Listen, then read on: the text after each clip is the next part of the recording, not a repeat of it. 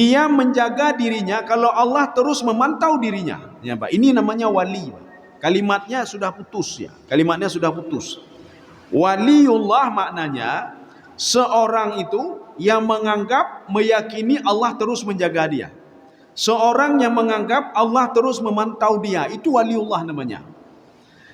Jadi apakah kita bisa menjadi waliullah? Bisa, kenapa tidak? Waliullah itu tidak mesti umaganya getahaju genyan, tidak mesti seperti itu. Audio.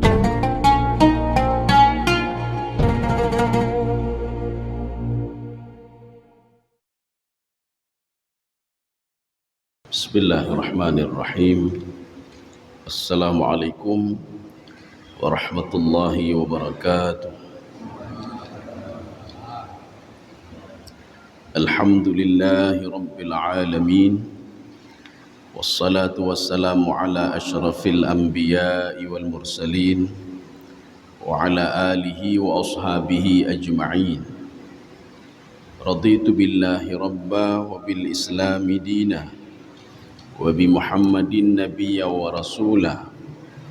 Rabbi syrah li sadri wa yassir li amri wahlul 'uqdatam min lisani yafqahu qawli.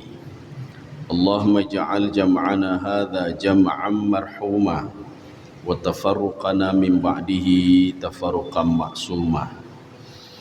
Kaum muslimin dan muslimat sidang jamaah subuh yang dirahmati Allah.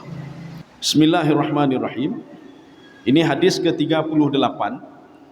Hadis yang diriwayatkan oleh Imam Al-Bukhari. An Abi Hurairah radhiyallahu anhu qala. Dari Abi Hurairah radhiyallahu anhu berkata, qala Rasulullah sallallahu alaihi wasallam. Rasulullah sallallahu alaihi wasallam bersabda, Innallaha ta'ala qala. Allah berfirman.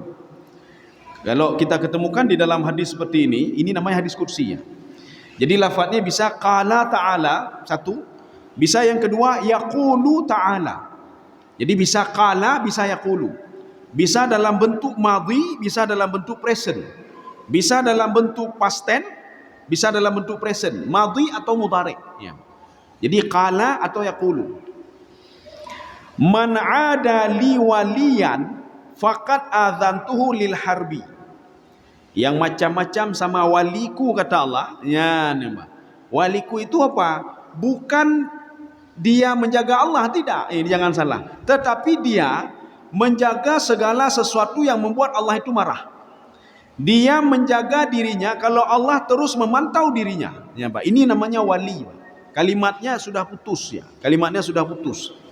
Waliullah maknanya seorang itu yang menganggap, meyakini Allah terus menjaga dia. Seorang yang menganggap Allah terus memantau dia, itu waliullah namanya. Jadi apakah kita bisa menjadi waliullah? Bisa, kenapa tidak? Waliullah itu tidak mesti umaganya getahaju genyan, tidak mesti seperti itu. Perhatikan di dalam surah Yasin. Seorang pembuat patung, Yang patung itu diberikan kepada raja untuk disembah lagi. Rupanya setelah puluhan tahun, pemuda ini bertaubat kepada Allah. Kita tidak tahu ibadahnya apa. Yang jelas dia sudah bertaubat. Kemudian dia mendatangi raja dan dia mendakwahi raja. Wahai raja, kenapa kamu tidak mau beriman, tidak mau patuh? Itu dakwah dia. Kemudian raja mengatakan, kamu siapa kamu? Kamu kan rakyatku. Mau dakwah rajanya. Ya. Akhirnya apa? Pemuda tadi diikat oleh raja tadi. Diikat dan dimasukkan ke dalam sumur sehingga dia meninggal dunia. Ketika itu murka Allah, Pak. Kenapa? Karena ini waliullah ini, Pak. Ya. Kenapa waliullah? Ya. Padahal pemuda ini kan ibadahnya biasa-biasa. Ini menandakan kalau kita juga bisa menjadi waliullah dengan syarat-syarat tertentu. Ketika itu Allah Subhanahu wa taala menyuruh kepada Jibril, wahai Jibril, selesaikan kampung itu. Kenapa ya Allah? Kampung itu sudah macam-macam sama waliku, kata Allah Subhanahu wa taala. Akhirnya ini ada dalam surah Yasin. Illa sayhatan wahidatan fa idzahum khamidun. Malaikat Jibril berteriak di langit, Pak. Kampung itu hancur semuanya, Pak. Bagaimana keadaan mereka? Khamidun.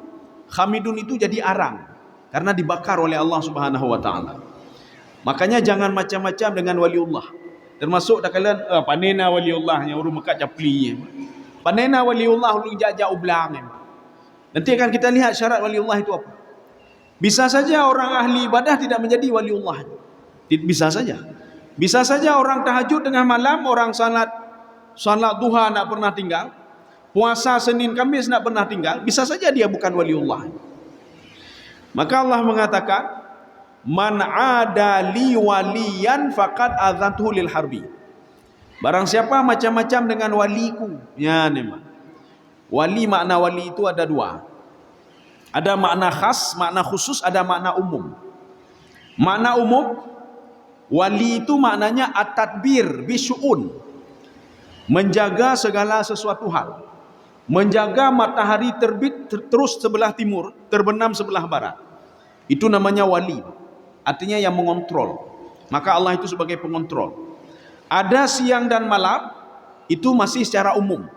Allah yang menjaga bumi, menjaga langit, menjaga seluruh aktivitas itu. Ini namanya waliyun bermakna umum. Ya. Ini yang pertama. Yang kedua, waliyun bermakna khas. Wali yang bermakna khusus. Bagaimana Allah menjaga personal, dipilih oleh Allah Subhanahu wa taala. Ini waliku, kata Allah. Apa maksud waliku? Ini si fulan ini sudah menjadikan saya sebagai penjaga dia. Maka kalimatnya sebenarnya panjang, Pak. Seorang ahli ibadah menjadikan Allah sebagai walinya. Ya, Pak.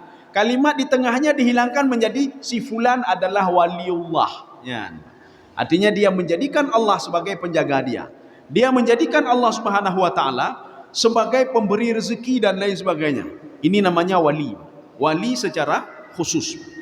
Maka wali secara khusus Allah menjaga personal-personal yang dianggap oleh Allah Subhanahu wa taala ini seorang hamba yang aku cintai. Akan kita lihat nanti bagaimana syarat untuk menjadi waliullah. Apa yang harus kita lakukan? Kita semua bisa jadi waliullah. Semua bisa dicintai oleh Allah Subhanahu wa taala. Kalau macam-macam dengan waliku, kata Allah, faqad adzantuhu lil harbi. Maka ajak perang sama aku, kata Allah Subhanahu wa taala. Jadi makanya kisah-kisah yang ada dalam Al-Qur'an, ketika nanti ada raja zalim, dia mendalimi orang-orang ahli pendakwah yang waliullah, maka satu kampung itu dihancurkan oleh Allah Subhanahu wa taala. Sebagaimana kisah yang ada di dalam surah Yasin. Ya, nih. Jadi semua bisa menjadi waliullah. Jadi mudah-mudahan ada manfaatnya. Insyaallah pertemuan selanjutnya kita lanjut hadis ke-39 insyaallah. Mudah-mudahan ada manfaatnya bagi saya sendiri dan jemaah sekalian. Subhanakallah bihamdika asyhadu an la ilaha illa anta astaghfiruka wa atubu ilaik. Assalamualaikum warahmatullahi wabarakatuh.